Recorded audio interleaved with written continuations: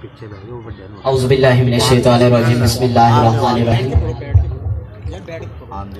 सबसे पहले तो मुबारकबाद पेश करूंगा तमाम इंतजामिया को जिन्होंने इस महफिल पाक का इनेकाद किया। अल्लाह पाक इनका महफिल से जाना अपनी बारगाह में कबूल फरमाए। मिलके मोहब्बत से दुरूद पाक का नजराना पेश कर लीजिए। सल्लल्लाहु अलैहि